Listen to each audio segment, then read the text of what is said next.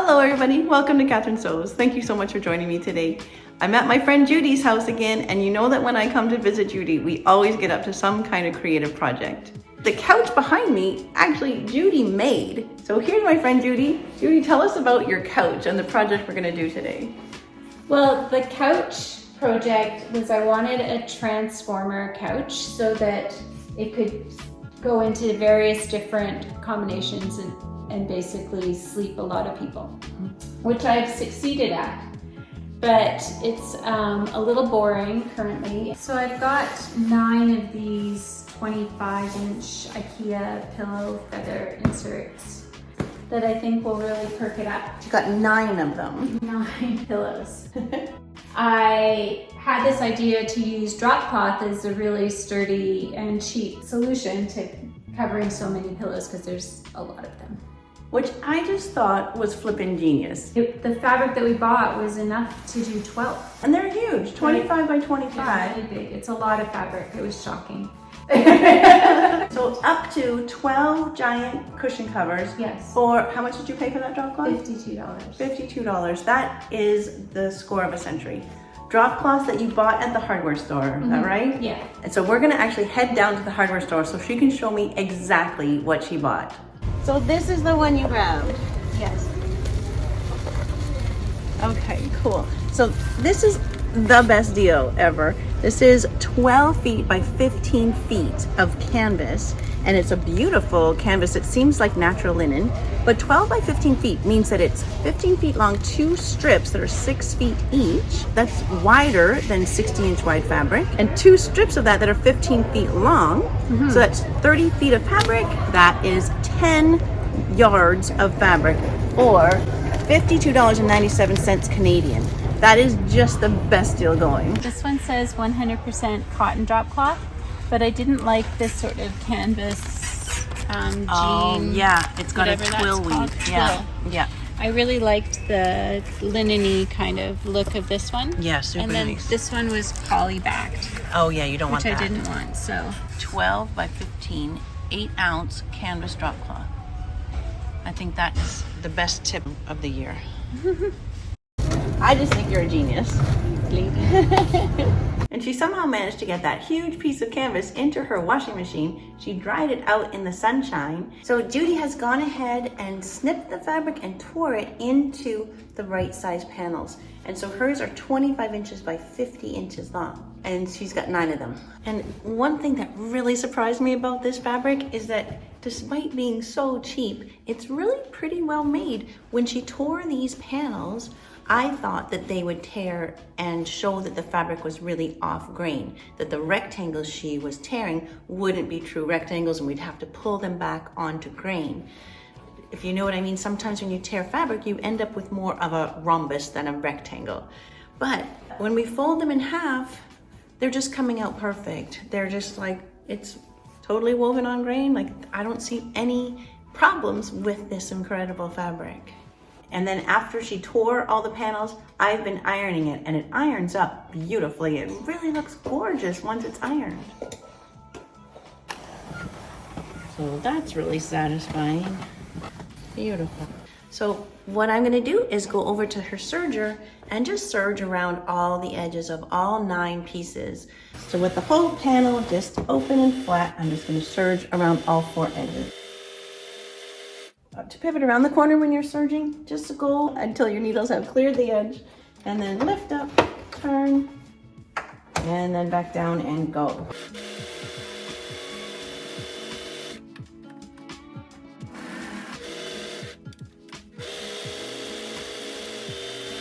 There's 1, 8 to go. Okay, so Judy's gonna serge them. okay. Have you remembered to subscribe and like and ring the notification bell? Pull off, turn.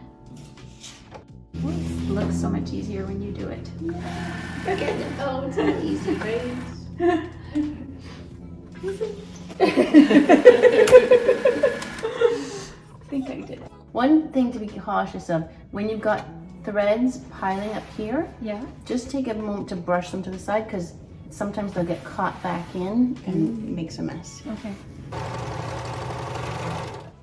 Okie doke. I did it.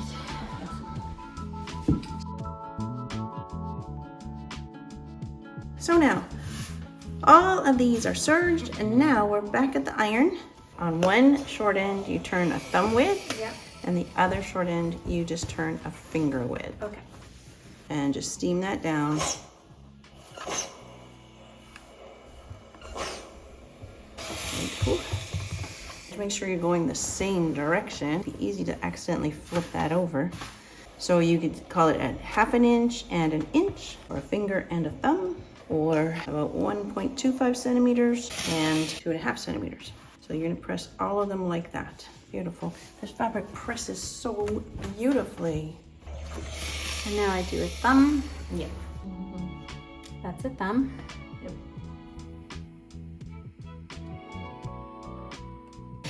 Voila, that is the way. The zipper that Judi bought is called Continuous Zipper, and it comes with these sliders kind of in place, and you can move them along. She has spaced them out so that they are like within the 25-inch segments, and then we're gonna cut. Now, the easiest way to deal with this kind of zipper though is to actually take this slider right off so that you can sew your zipper on and the slider's out of your way. But then getting it back on is nobody's idea of fun. So I'll just show you how. Cut them in such a way that the left one is going to be longer. Take the rounded end of the zipper slider and put it onto that left-hand side. Just hear that click? It just clicked in there a little bit. And then the shorter side gets kind of snuggled in there.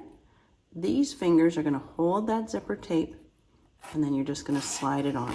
Never happened. It's not that bad. It's terrible. The only reason the sliders are on there is because you put them all on. It comes separate. Oh, it comes separate? I put these on? Oh. Yes, because I'm incompetent and cannot do it. Do you want to try it? So hard. Do you want to try it on the camera? No way, I can't do it. Okay, forget it. So I was misleading when I said that it comes that way. I forgot that I put these on, I guess at our last visit. I put these all on for Judi. Okay, never mind. Judi is not at all into the idea of taking the sliders off and putting them on later. What I'm thinking is we won't cut it into the segments yet. We'll just move the slider all the way out of the way. Everyone on earth would still need you to put the sliders on. But we won't take it off. We're just sliding out I of the know, way. but you got them on. They're going to be sending you all their continuous zippers. Okay. Catherine, can you please insert the zipper sliders? Because I tried to follow your directions and I'm incompetent like Judi. Try one time. I'll try, but I'll show you. Okay, let's just You see don't for believe me. the nice people what can go wrong. So rounded end onto the long side, and Yes. you'll feel it kind of click in. Yes, it's clicked in. Good, perfect. Then that one goes on. It goes in here. Yep. If this goes on, I'm going to be so mad. Little snuggle, and then these two fingers. Which fingers? Your rude fingers. Two rude fingers hold the right side of the zipper tape.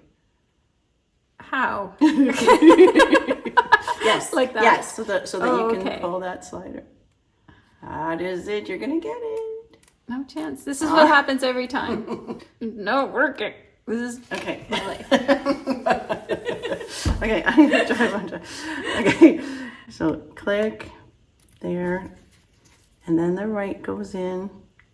Snuggle. Well, how did you make that click? I don't know. I just jiggled it. Okay. And then rude fingers are holding that right side tape, and then it goes. Judy's mad at me now. So not easy. So you know what? There's duvet zippers. You can buy extra long zippers. Maybe that's the best. Just buy your extra long zippers. I'm Better. totally doing that from now on. Okay. So I've got that slider pushed to the end, and I think you have a little bit extra, and so we'll be cutting off the end. So right now I just want that slider as close to the end as I can without losing it, because we don't want to have to put it back on again. And then I'm going to start with the side that we just folded down the finger with. Good. And I've got a zipper foot on. I want the zipper foot on the right. On the right. And then I want to move the needle to the right sew for you. That is stitch number 1. Copy. Okay. That part I can do. Okay, pushing buttons. I can push the buttons. I'll let the zipper slider hang off at the end so that Yeah. I just don't have to worry about it. So now I want to sew nice and close to this folded edge so that, and I'm just laying it right beside the zipper teeth, yeah? Okay. That makes sense so Yep, far? yep. Good. Little back tap. And I think it's, there we go. Okay. Alrighty, so I'll just pick up, like organize a little section and go.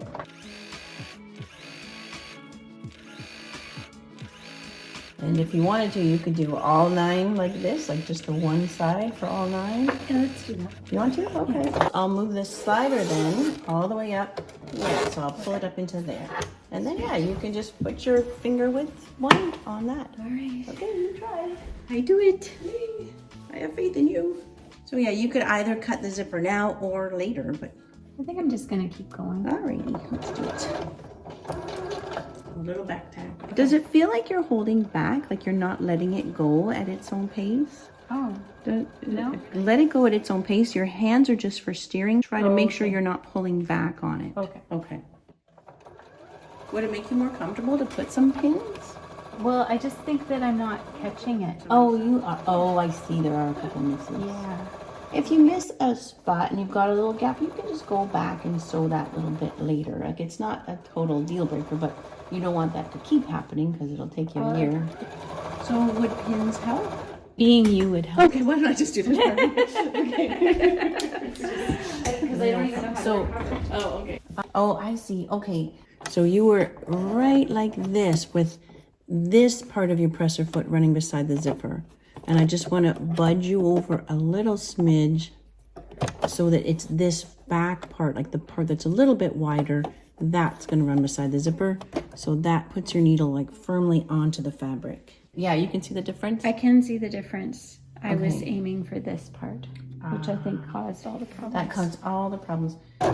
If we are like that, the fabric is butting up against the zipper, and it's this fatter part of the zipper foot that is running beside the zipper. Yeah, the back part, so that you know your needle's on there, so that you're not going to miss that edge. Good? Yeah. I'll just finish this edge, and then I'll go back and show you how to fix the parts that got missed. So we're just looking for those little gaps. There's one. I don't think you'll see this little extra back tack, and all I'm going to do is sew on top of that part. Okay.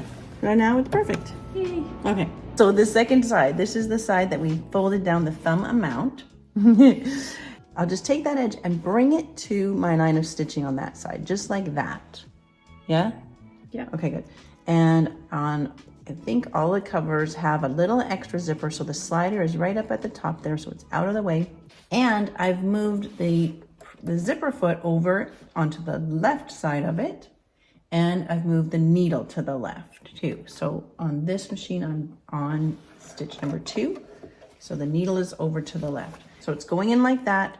My presser foot will be over here, and the needle will be coming right down beside the zipper. So you might not love this step too much because you kind of do it by feel. Yeah. Okay. I gotcha. Good. So yes, this edge just comes to meet that line of sewing, so it's covering over the zipper teeth. This edge of the zipper foot is just going to be riding down. Yeah, you So get it is still the fat side, Yeah. not the foot side. Yes, exactly. The fat side, and we'll be just sort of feeling where that zipper is. This is important information. And then the pillow cover is closed up, right? So underneath is the other side of the pillow cover. So you have to make sure that all stays out of your way. So there's a couple complicating factors here. So just a little section at a time. Like, I don't think you can arrange a lot at once. Did you just invent this technique? No, but there's never just one good way to do something. There's always different ways. So somebody else might have a completely different way of doing it. And Judy's gonna do one that we sewed a duvet zipper into. So it's extra long. Hopefully that makes it extra easy. How much better I am doing than the sliders. You're so good. So you can feel it and you're comfortable. Yes. This step I feel confident with. Good. But you're making sure the back is out of the way. Yeah? Very good. You did great. I've gotten off track. Oh, Right, I've did you gone sew on the zipper? far. No. Okay, as long as you're not sewing, oh, I think you might have sewn on the zipper. So we shall try this another way. This Okay. might be way more friendly. Alrighty, so then let's flip it this way. You'll need to move the zipper foot over to there. So now all you'll do is you'll be still kind of eyeballing it. Right. But yeah, that same distance from the edge. Better. That might be way easier, hey? Yeah. Okay, good. So that was way better, hey? That was a good way to do it. It was easy-ish. Yeah. Yeah. Okay. Okay, so now all of our zippers are looking like this, where it's stitched close on the one side and wider on the other side. And that slider, oh.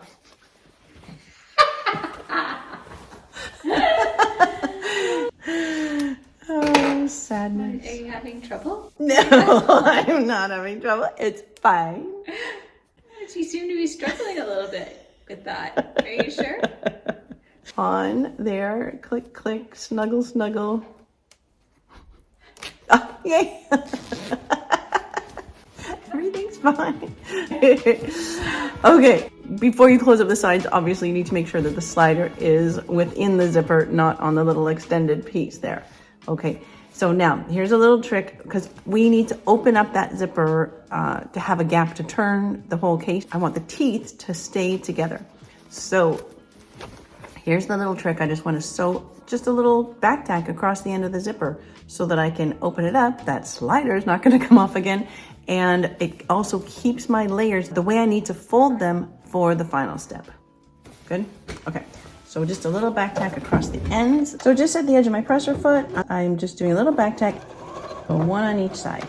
And doing each step 9 times makes it so much easier, doesn't it? Rather than making one cushion cover, then the next one. And the waiting years in between so you forget every step. Yes, exactly. You're right. That is a lot easier. A lot easier. So that is back tacked, so it's kind of sealed. And now I can open up the zipper, open it up. So now I've got my big gap to turn it through.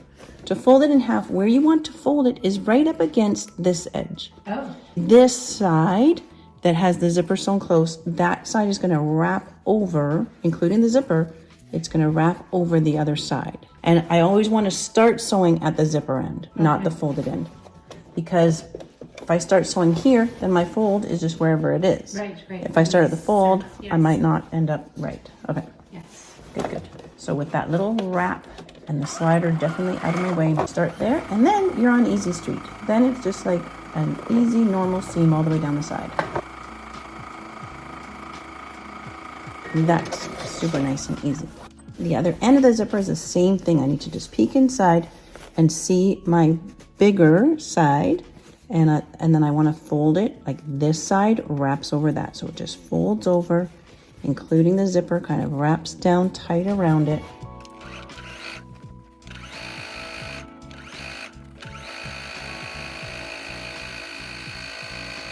So if you sew the whole thing closed with the zipper still closed, like I just did, sometimes you're lucky and the zipper is at the open end, and so then you can just stick your finger in and do that. Now, if you're not lucky, if it's at the other end, it's at the closed end, don't try to force it open. Like, zippers don't work that way. You won't be able to force it open. You'll definitely damage the zipper. So instead, sort of separate out the layers and try to grab the zipper slider through the fabric. Do you know what I mean? I'm trying to pinch the slider through the fabric. There. And then I can slide it along. There we go. Okay, so now watch this amazing system that Judi and I have developed to get these 9 cushion covers onto 9 pillows. So first I'm just opening up the corner and using a chopstick to poke the corner in a little pointy there. Both corners like that. So the pillowcase is still inside out, right? So I'm just opening that up and poking the corner in nice and pointy. Then I'm reaching in and grabbing those 2 corners and grabbing the corners of the cushion.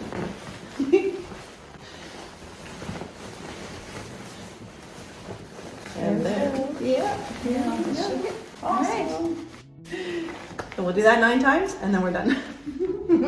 It's so nice. It looks beautiful, I have to say. It's amazing. I love it. I love it too. It's beautiful. Do you remember these pillows? These ones I made in Judi and I, no, what, how did we do You this? just did it. I just did it? Yeah, magically. Oh, nice. So I made these pillows in a video for Judi, and then she watched the video. And I made one myself. Nice. Yeah. So I'll link that video here as well. Yay. Good job, lady. Yay. 9 pillows. So many. You know, I cannot believe we actually got 9 pillows done in one afternoon. No, it's... Including a trip to the hardware store. Yeah. That was amazing. And filmed a video. You're awesome. Oh, thank you so much. That was so fun. And now Judi's husband is making me a beautiful dinner, which I'm starving for. So thank you everybody for joining us today. And until next time on Catherine Sews, you take care.